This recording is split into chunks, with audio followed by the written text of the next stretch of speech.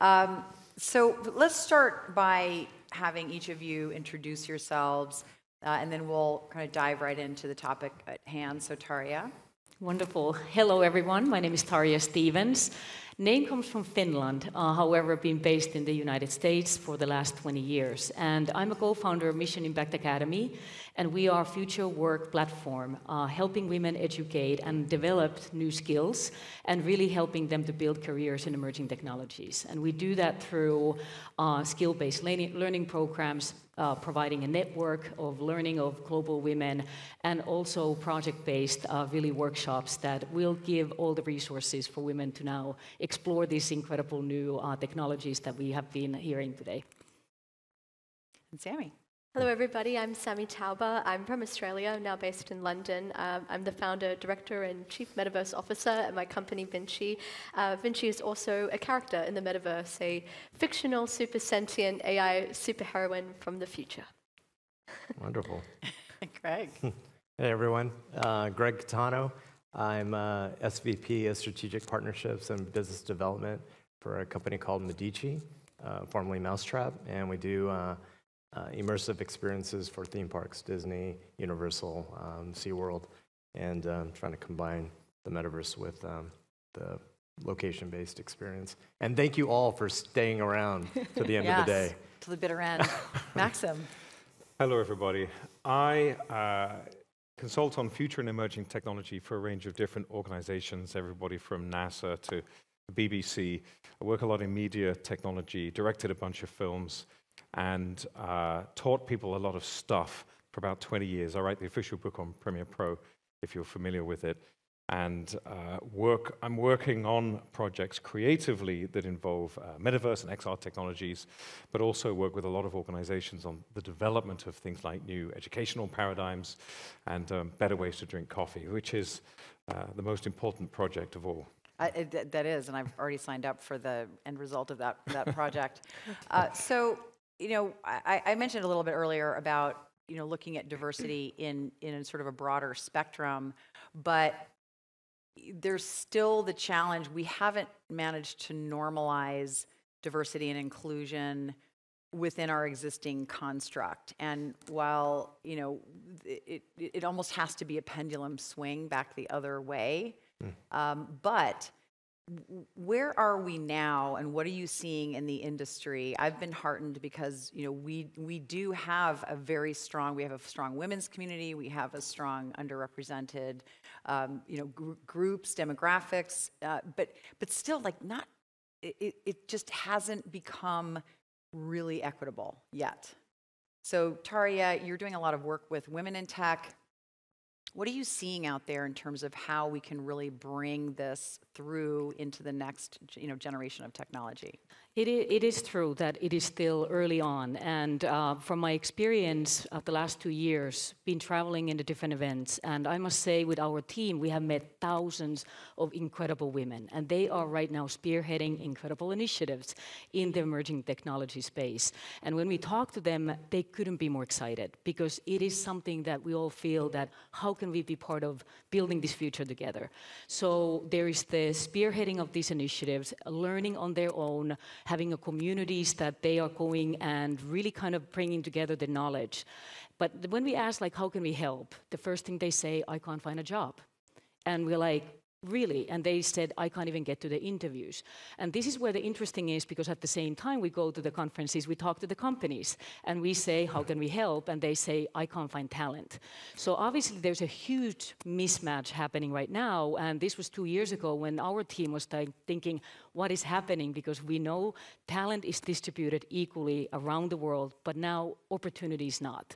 And that has been our work for the last 2 years, and really then understanding that how the companies are hiring practices for the future skills, it needs to be changed. Rather than looking these 4-year degrees that many of the women lack, but they have the skills of the future, they are not being now matched. So I think there's a lot of education part that will bring a lot of diversity into the workforce.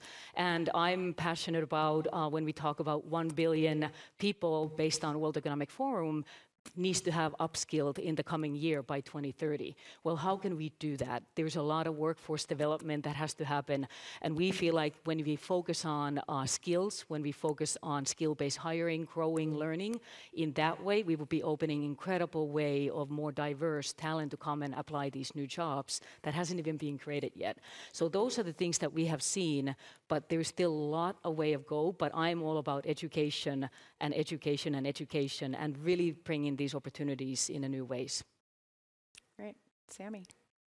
I love that. And thank you as well for including me in the Women of the Future book. It's really inspiring because you open the book and you just see all these incredible women, so diverse in different disciplines, just absolutely, leading the way, and following their intuition. And I just want to see that amplified by a billion, Personally, with the Vinci project, I can speak to my personal experience. Learning and skilling up on my own as a creative in the metaverse has been a journey, I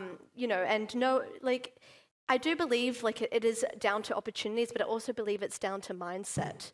And it's down to bravery as well, like the willingness to throw yourself into the deep end and to believe that you can do it, I think is the main thing. And that I've carried that through that headspace when I've been, upskilling, learning Unreal Engine 5 and becoming a music producer. And that is also why I created the character of Vinci. It's an empowered superheroine, and I believe that represents, especially with diversity, like in women all around the world, what we can become. And it is a headspace. It is a mindset of a warrior, of a superheroine empowered woman, but I believe diversity in general, it's not just women, it's everybody. And so, I don't want to just focus on women here. I believe it comes down to headspace and mindset, the belief that you can upskill. And Greg, we're going to start going down the line, and then we'll be more organic. Sounds good. Well, I'll change it up a bit, but I do want to make a comment about the representation by women. But on the disability side, there's a friend of mine, Joe Devon, and he has a company called Diamond, and he is one of the biggest pioneers with making sure that he educates corporations on how to start incorporating technology that would support disabilities. And he has the backing from every tech company. And we had a panel together years ago, and it was Meta, Amazon, Microsoft. I was just impressed how he's gotten in with the main players of the big tech companies. And just seeing how he'll educate me on, here's a way that you can get your designers to build for, disabilities. And our HoloGate, it was by accident, but we were so early. It was pre-wireless headsets that, we have the headsets tethered from the top and they hang down. And then we start to see people in wheelchairs being able to play our game. And I remember the first guy, he goes, I felt like I was walking again. He goes, that was fantastic. I play my games at home, but the fact that I'm out here, in a family entertainment center, and I'm just sitting in my wheelchair, I actually felt that I had legs and I was moving around. I was like, wow, that was powerful. But I think we can, if we start from the early goings, whenever we develop something, we can start saying, okay, wait a minute, is that too much active motion with a sword? Maybe that has to be a joystick thing with your thumb. You start to incorporate that. But and then getting back to the representation by women is that people like you, Amy, and a lot of our friends that are curating these events, these XR events. I think we all share that same sentiment that, wait a minute, let's have diversity on our panels. If we're the ones that are disseminating this information, and leading the charge on XR and the metaverse, then, let's make sure that we have a, balanced program, and that will hopefully start influencing, the people that are coming to our events and saying, wait a minute, I'm seeing what these guys are doing. There's plenty of men and women that are making some impact in our field, so there's no excuse. And ideas from all over the world, from all different cultures, and it does get difficult though, because I think, we do a lot of work with women, obviously because we're women. You have different factions working on different things. My hope, and I want to hear your thoughts on this also, Maxim, but my hope is like we can normalize this and sort of focus on other things, right? Because like this, we should already be here. Like I'm sorry, but we know better. Like we should already be here. I just want to say like what you all said, right? But I think you touched on a very important word there, this word normalized. Like what is normal? So there's this problem, right? That we've got these large-scale organizations and they're well-established and they're entrenched in their systems and their approaches that may not be that welcoming for people that are coming from, let's say have diverse voices. And people tend to hear the way they speak, right? So we need to find ways to enable the organizations to reach that audience so that they can hear, oh yeah, the door's open, like genuinely the door's open. There's this problem if we just talk about gender equality, that broadly speaking in the Western world, men will apply for a job that they kind of sort of meet the criteria for.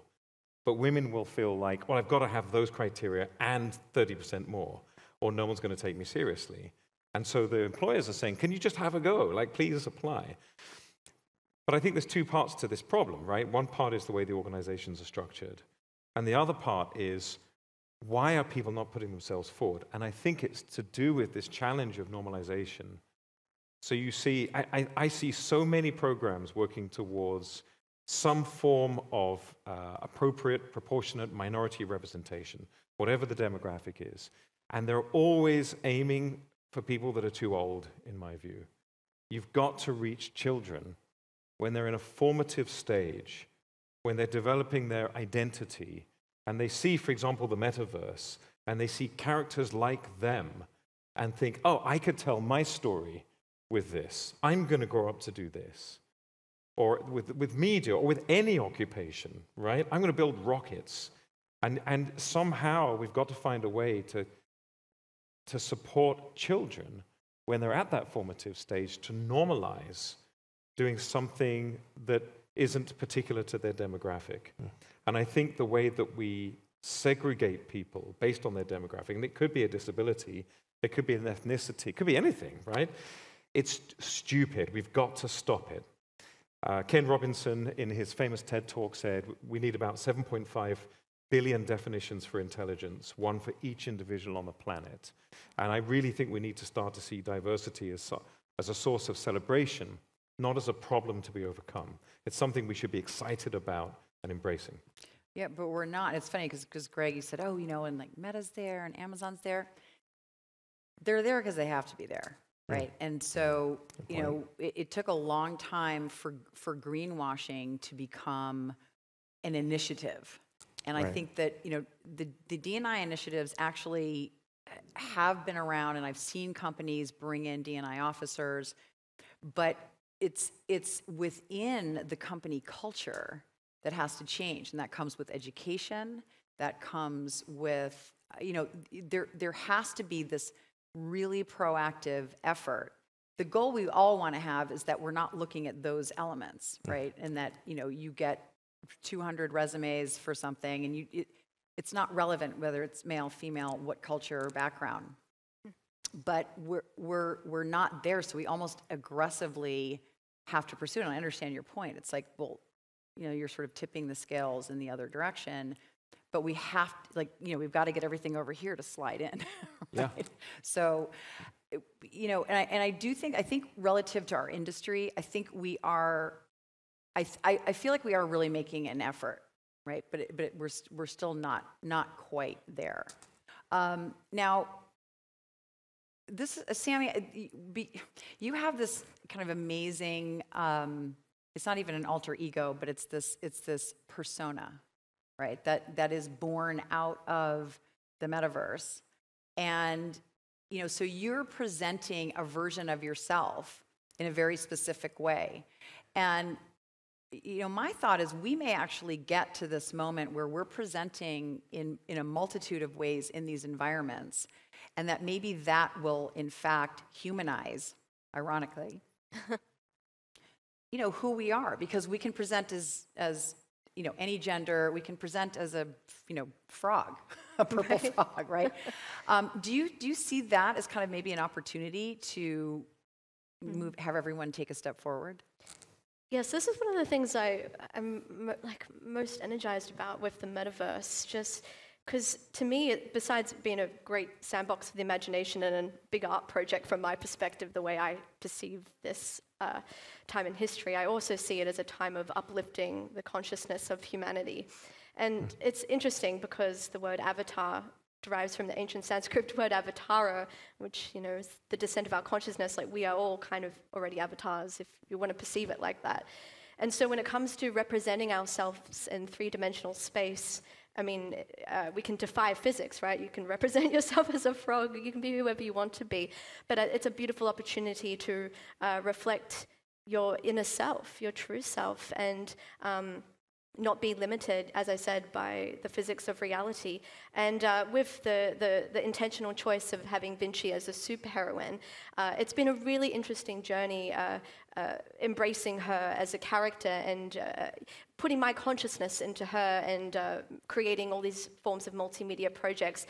I've worked out personally from this experience, because I've been doing it since 2017, that it's translated to my real life, this sense of empowerment, because each time I'd have to channel this being, this fictional being, I'm at the same time experiencing her experience of being empowered. And I've noticed I think it's called the Proteus effect, but yeah, it's definitely worked. And I would like to see more people try new things and embrace storytelling, because I'm a creative, and the thing I love about Walt Disney as well, and just like from a purist perspective, is that the imagination can heal the world, and that is at the nucleus of what I do and why I do what I do, and I'd love to see that carry forward with everybody, to discover who they are and who they'd like to be. Greg, so you've been in media, post-production, film, television, editing, which we found out that's how we first met. Right. Let's call it 15 years ago. No one's doing any math here. Hollywood has been, a particularly interesting hotbed of activity. Right. But I also feel like that's changing pretty rapidly, like at a clip now. So are there some things that are notable that you've experienced, in the industry? Let's see. Well, for one thing, I'm co-vice chair of the Producers Guild of America, and that's a 72-year-old organization. And I remember when I was in my teens, thinking about getting into entertainment, I was being told that I wouldn't make it as a minority. So let's talk about the whole diversity thing, that I wouldn't make it as a minority. And two, even if I made it in, you had to be a, kind of a cutthroat, scumbag, to stay in it, or you wouldn't survive.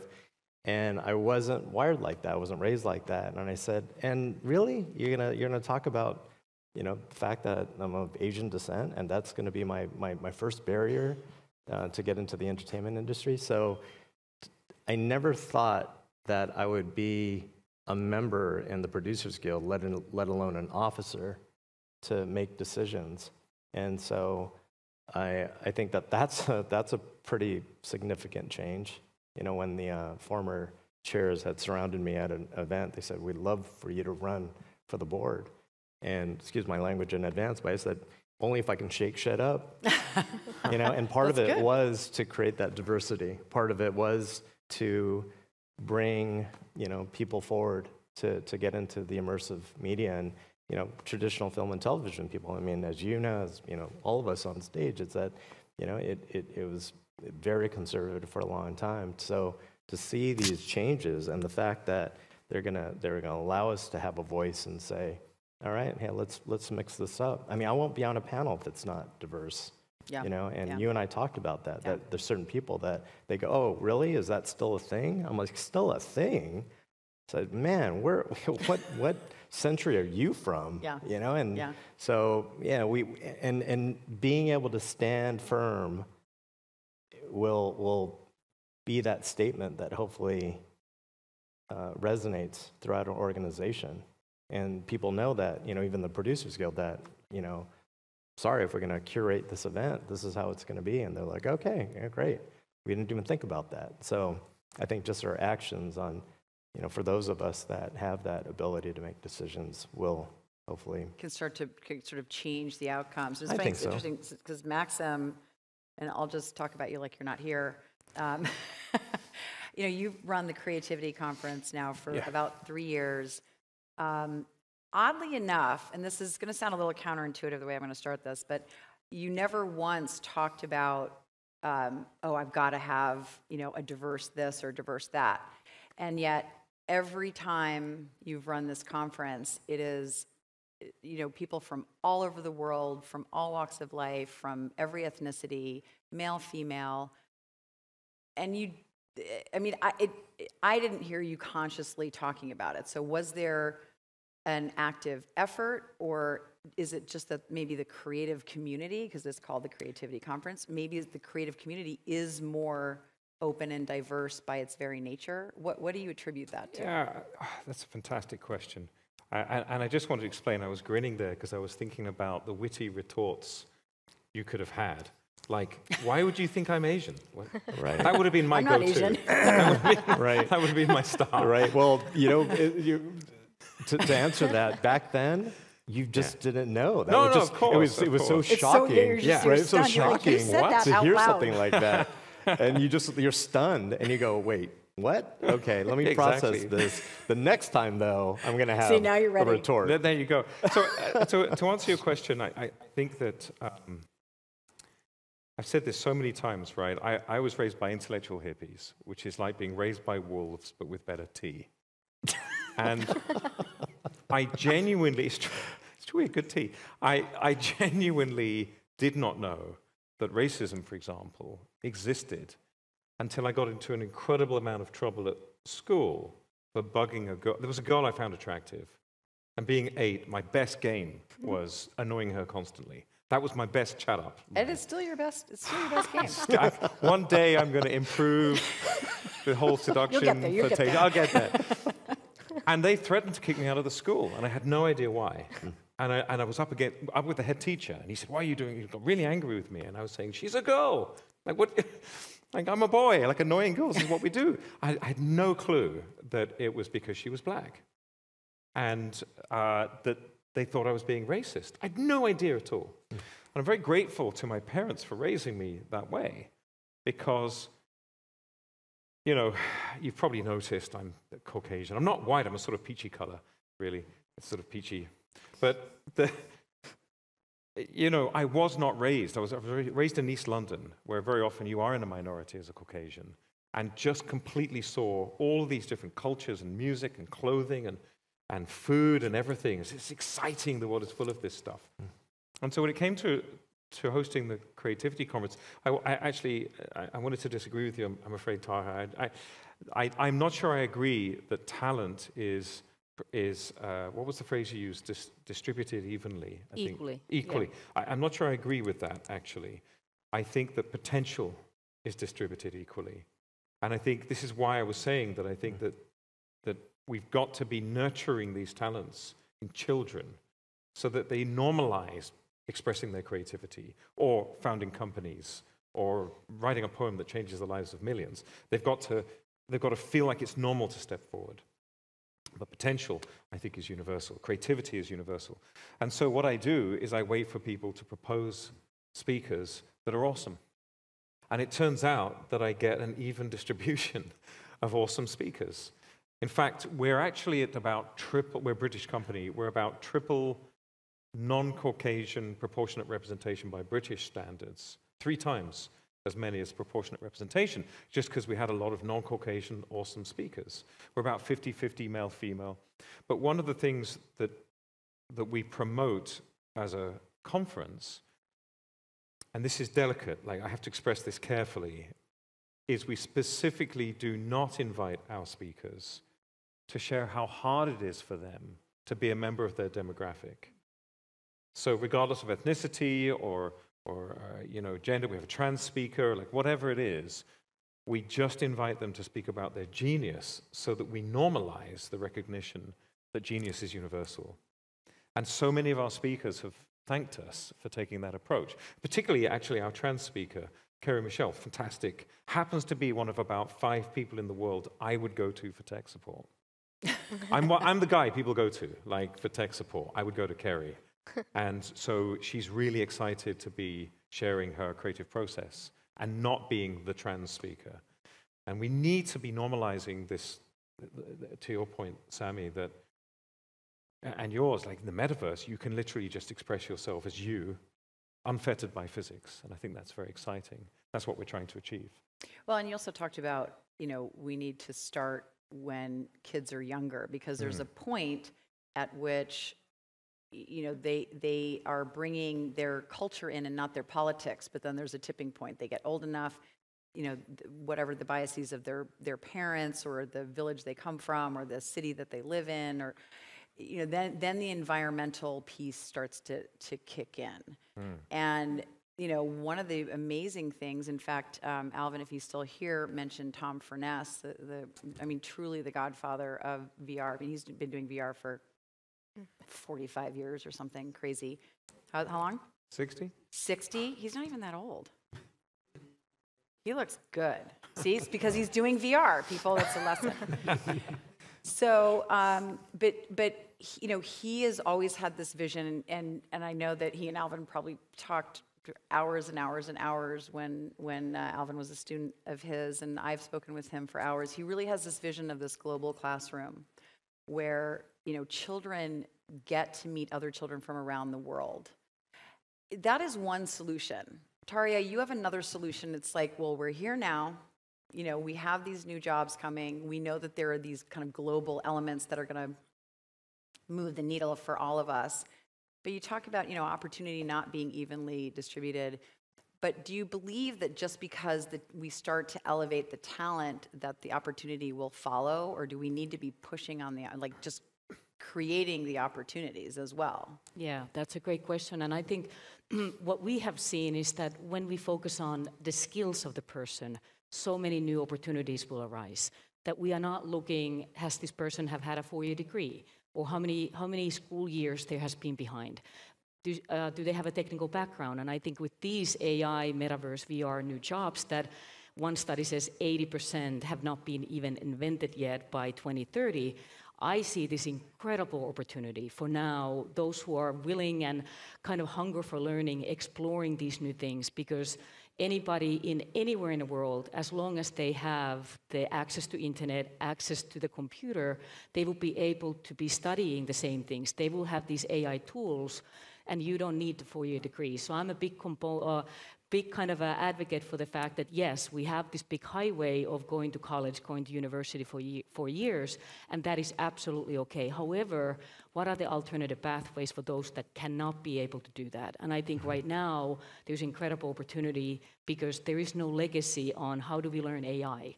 Like, I don't even think there's a university right now that would be able to offer a 4-year degree for it. And if they do, in 4 years, it's going to be totally different when you graduate. So now the mindset of continuous learning, continuously looking for answers, experimenting, and also that now the employers become a kind of a gatekeepers and responsible of providing opportunities to upskilling opportunities for their employees, that those who are hungry for learning. So I see that those are the tangible things that we can do. And now when the skills becomes the new currency, as someone said, in a sense, skills-based learning, any of us who are hungry for learning would be able to be now accessing these new well-paying jobs and having internal mobility. So that's what I see would be a great way of now. I'm excited of the new jobs and obviously new things coming, because we can all jump on it tomorrow if we want to. Well, and we have to make a concerted effort to bring more diverse AI algorithm writers and people who are contributing to this, whatever algorithms we are feeding into these AI, because we talk about unconscious bias, but we have no idea how exponential that becomes within the context of a neural network. And so the more diverse voices we have, and so I think AI is a good place to start. I think we started talking about Web3, but really the sort of baseline data in needs to come from a broader workforce, from women, from minorities, and from people of all different cultures as well. Yeah, absolutely, absolutely. And with that said, I think you said it well in the sense that now it is the time that we can really build the future together. We are the ones who can decide. We are the ones who are going to decide what that job role will look like. What are the names of the jobs? Because, for example, prompt engineering, we call that right away now, and many are like, no, that's not for me. It has to be engineering job. And at the end of the day, it's actually communication. And many of the minority, many of the women would be absolutely incredibly ready to go. They have transferable skills already, but they need that small encouragement, like Sami said. You can do it. Let's learn it, and let's apply for these jobs. And like you mentioned, that they might be scared of jumping into these. So we need a lot of coaching. And what I see is the community, what was the previous panel, the power of community and really supporting that unlimited possibilities that you have, depending kind of where you want to go. Yeah, and I know that all of you are mentors and role models. It is incredible. I was on a UNDP, United Nations Development Program for National Women's Day, and we had a 18 or 19-year-old woman from Uzbekistan who is like an aeronautics specialist, and she was introduced at age 12 by her teacher, and that is all it takes. Right, and she, the teacher could have very easily kind of separated and said, well, that's really for boys, right? That type of science is for boys. You go over here and you go do this.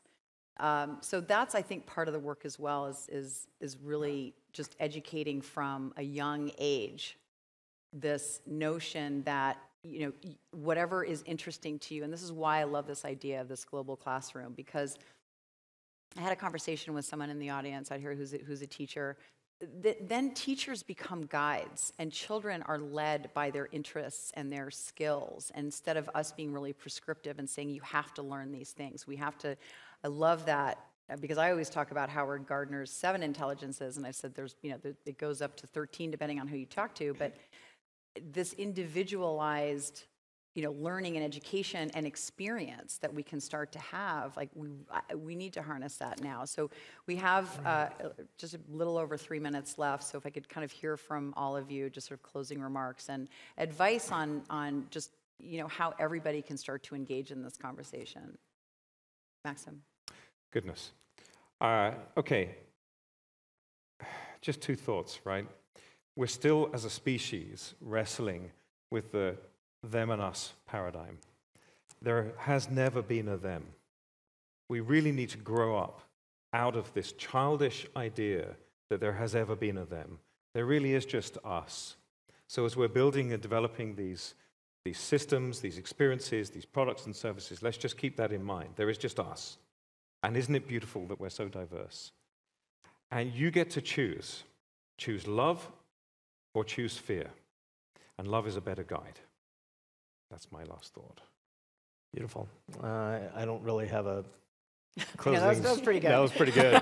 tough to follow that. All right, I'm taking off the mic. The mic drop. But if I may, I had a wonderful lunch. No, it's pertinent. I had a wonderful lunch with some new friends in the audience, and one area that we talked about was we were the ones that had the learning disabilities. I mentioned in the previous panel that I wasn't a great student, and many of you came up to me and said, "Oh, I was the same way," and they were trying to diagnose me with ADHD, and I remember feeling terrible because I wasn't getting special help. I wasn't getting support, And yet, they would take the mentally gifted students, they called them that, and they would get taken to these special programs, and the dummies were left in the class. You know, and it was the worst feeling, I remember. And just at lunch today, you know, some of the most brilliant people in the room were telling me I went through the same thing. And because of standardized testing and, you know, one size fits all with education, that's what left us behind. And yeah, as I got older, I realized I'm not a dummy, you know, and the people that in the creative arts, a lot of us went through that. And so I'm the biggest proponent. I speak at schools like 50% of the time when I'm not working, and I'm there trying to encourage the next artist because I know how tough it was for me, being told I wasn't going to make it in, being told that you might as well just do that on the side and get a real job, right? So I'm at the schools telling them, you're gonna make it, like fight for it. Are you having fun? And if you have a gift, or if you think you have a gift, explore that. Luckily, I had parents that supported that. So anyways, yeah. Yeah. No, I love it. Sammy. That was beautiful. I agree with you. I feel like this topic is diversity in XR, and I feel like we're talking a lot about skills, but how about the emotional quotient and empathy? And that is also the large potential of the metaverse and XR. Being able to go into simulations and not be yourself and have all these different experiences all around the world will, you know, and it already is, but on a larger scale with the metaverse, increase our empathy and emotional quotient. And we just need to be kind to each other. But that really is the crux of it. And obviously telepathy is real, because I was going to close as well with choose love over fear. In fact, and you had a good lunch. I wrote, in 2017, I wrote an article, which is actually how we connected, Amy and I, for EDM.com, which is like a big music distribution. And my article is about the future of AI and musicians, and my closing thoughts were choose love over fear, because, you know, that is affecting all industries, and including the creative industry. And so, you know, as humans, we all need to be kind to each other and to uplift our consciousness, and also to not be fearful of AI as well in particular, but embrace it as a symbiotic partner. And how do we together build the future? Love it. Taria. Love it. I know we're over time. I'm going to say 3 words: commit, connect, and create. And when I say anybody right now, what an incredible opportunity it is to commit that I'm going to learn something today. I want to be exposed to these incredible new opportunities out there that technology brings, and then connect with the people that we know that they're going to support you. They're going to be your champions, your mentors. Get the community that you really feel like this is where I belong, and then start creating, exploring, make these projects and get in, because we are all experiencing right now. So commit, connect, and create. Excellent. And I will close out by saying, you know, if you can help someone, do. It's that simple. Make a call, open a door, just bring someone along. Thank you all so much for being here. Thank you, Sophia and Dimitris, for having us all. Yeah. Thank you all for joining us today.